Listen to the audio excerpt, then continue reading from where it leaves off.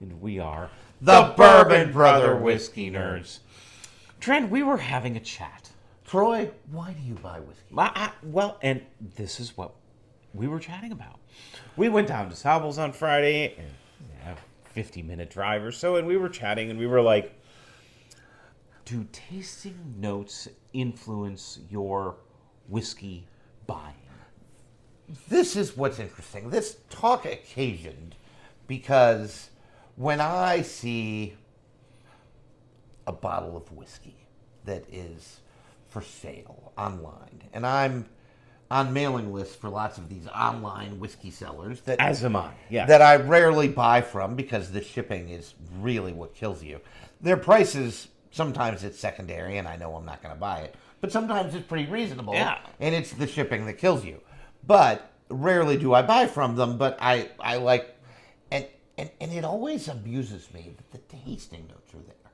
Now, you and I, as we've said on the channel many times, try to avoid tasting notes. We really do. We actively try and avoid them because confirmation bias is real. It's a hell of a drug. We No one is don't immune. want to Read about influence it. our thoughts about a whiskey before we present it to you all. They are difficult to avoid. Right.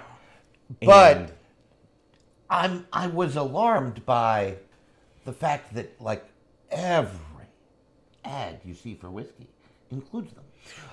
By and large. do tasting notes really influence people's buying of whiskey? I think that's a question to the broader channel. What Well- makes you buy a whiskey? Right. You are walking into a liquor store and you What see makes you something buy a whiskey? you've never seen before. What makes you What buy? makes you buy it? And so this occasioned us to think about this very question. In a very real way, Troy, I posed the question. What we're asking is, why do you buy a whiskey? What makes you buy a whiskey? And so we challenged ourselves to think about this. What makes us buy a whiskey? What makes us think about it? And broadly, I'm here to tell you, it isn't tasting notes. At It's least not. not broadly.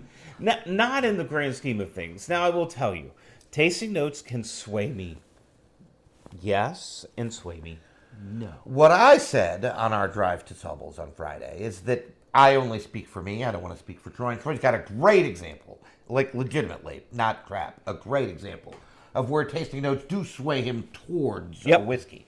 But that'll come towards the end of the episode. But tasting notes are more likely to sway me away from a whiskey than they are to sway me towards a whiskey.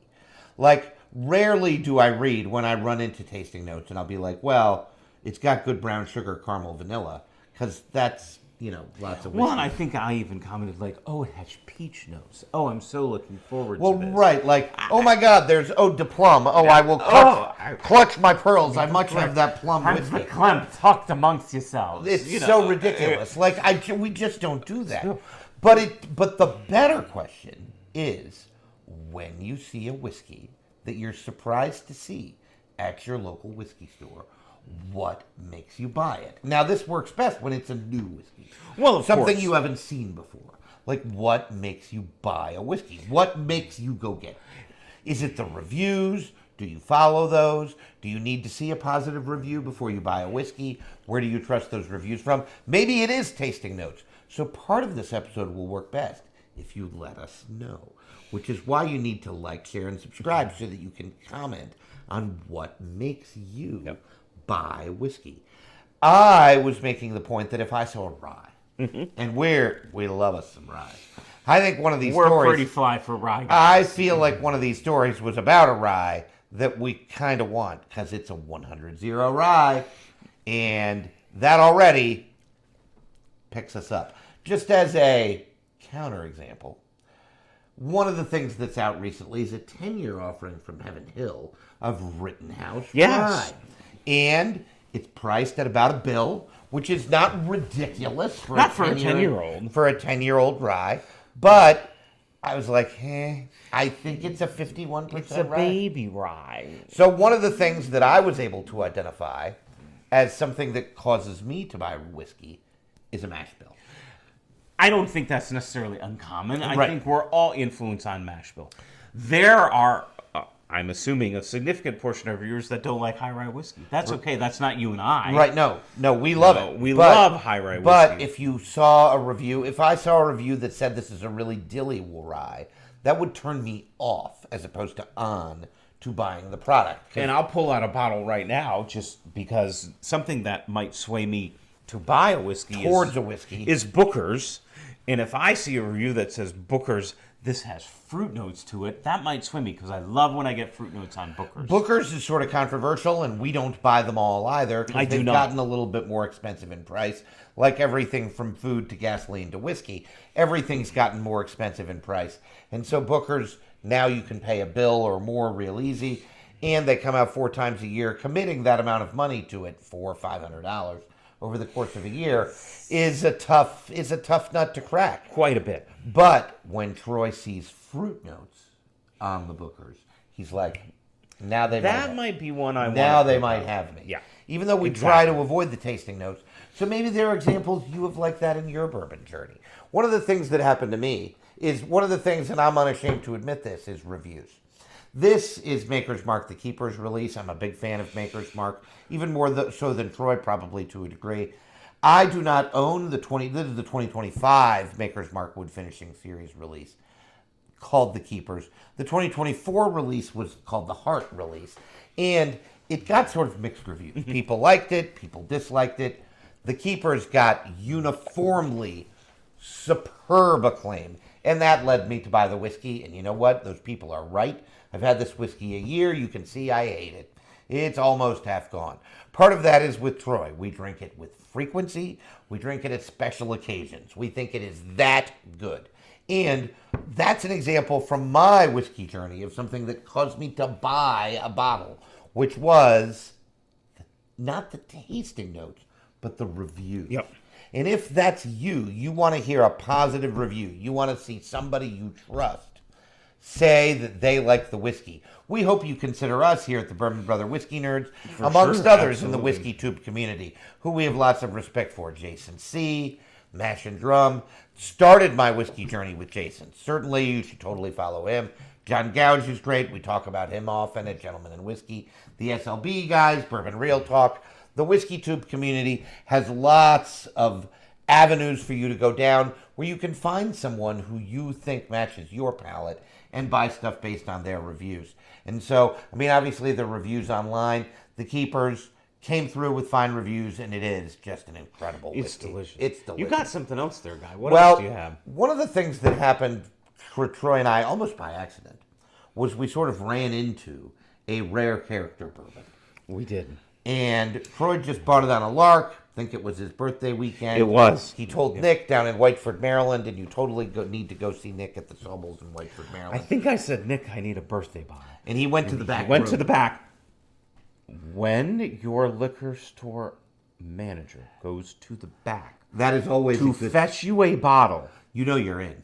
You know you're in. This is why you need to build those nice relationships. Build those relationships. Don't be a jerk. Yes. And argue over the Blanton's letter. If you're just let it go. If you're arguing with the horsey letter with your liquor store manager, that is on you. Correct. It is on no one but Find you. a mirror and have some self-reflection. That is between you and the person you shave with. Yes, Troy likes absolutely. To say. But because we had such good success with that rare character bourbon, which we still talk about. There's a video on it that lives in infamy. There. And I bought a rare character rye, and you can see I hate this too. This probably is less than a year that we've had this. I don't think it's been that long. And it's really good. Dynamite. Really good. And so that was one where I liked the bourbon. Gonna try the rye. Didn't steer me wrong. This is delicious. And then there are those bottles that you run into, and you're not planning on buying them, but you buy them anyway. But I bought it anyway. These are the questions we're asking on today's episode. What makes you buy a bottle of whiskey that you didn't walk in and buy? Troy and I were talking about this. Again, we are being truthful. We really did have this conversation on the way to Sobels. And I said to Troy, most of my stories about buying bourbon are astonishingly uncompelling. They're very anticlimactic. Well, it's I am out of Wild Turkey 101, and so I go buy some Wild Turkey 101. I'm out of Knob Creek 9. I need a bottle. So you go, buy some Knob Creek 9, leave, and this is a very uncompelling story. it's not That's not particularly what I'm interesting. talking about. I want your climactic stories. What made you buy a bottle that you maybe weren't planning on buying? We both have good stories about this. Troy, hit us up. What you got? This Woodinville in 8-year. Oh boy, rye. this bottle of rye. Oh, this bottle. Spoiler, it's probably going to be on Whiskeys of the Year. I don't know how we'd have a better rye this year. I'm not sure we can leave it off. But I bought this on the Fine Wine and Good Spirits website, and I looked at like 3 things. Age statement, 8 years, mash bill, 100-0. And then I was pretty much sold. And then I saw the price, and I winced, because it was not cheap. It was like $130. But boy, oh boy, am I glad I did. Well worth it. It is well worth it. I am savoring this, as you can tell. We don't pour it very often Don't because pour it very legitimately often. it's that good. Folks. So you don't understand. flipping good. And I think that this distillery played a role. It was their own distillery. Well, not correct. sourced. Yes, absolutely. That does play a role. I think sourcing versus non-sourced plays a role. Plays in a my role sometimes. Decisions. If I see Indiana, I know MGP juice. That helps me in 2 ways. I pretty much know what it's going to taste like. It's not going to suck. Well, right? 'Cause precisely. MCP is good. I also know it's MGP juice. I can probably get it other places. I can probably find something else. So This I was not going to find anywhere else, so I jumped on the chance to snag it, and it's worth every penny. Look for it on Whiskeys of the Year. really, really good stuff. My story is Delicious. a little bit less dramatic, but it is I wasn't looking for the bottle, but I bought the bottle sort of story. It was recently Memorial Day weekend here, and this is Jephthah Creed Red, White, and Blue. Red, White, and Blue. This is a 75-25, and the 5% is malted barley. What's interesting is the 75. It's 75% corn, and that 75% is broken up into 25% varietals of corn. One blue heirloom corn, the blue, one white corn, the white, and one red bloody butcher corn, the red. And they said red, white, and blue. And then when you read that it is their own distillate. Thumbs up, big believer. And I read that because they named it red, white, and blue, part of the proceeds go to military families or Which our is wounded pretty badass. warriors, Gold Star families, Yeah. whatever you want to call it. I'm not sure exactly what it goes to, but this is a distillery really committed to our men and women in uniform who put themselves in harm's way, both here and abroad, for our freedoms, including the freedom to bring you crazy content on YouTube on whiskey, right? And I wanted to support that, so I bought the bottle of whiskey. And again, this one probably dates a little bit more than a year, and it did go through a period of time where I thought it was a little crafty, but I just had a pour off camera. I'm not going to pour it now because I just had a pour off camera. And it still drinks really well, 100 proof. I think it drinks pretty traditional. It's very sweet. Then that rye takes over. It's got a pretty good finish.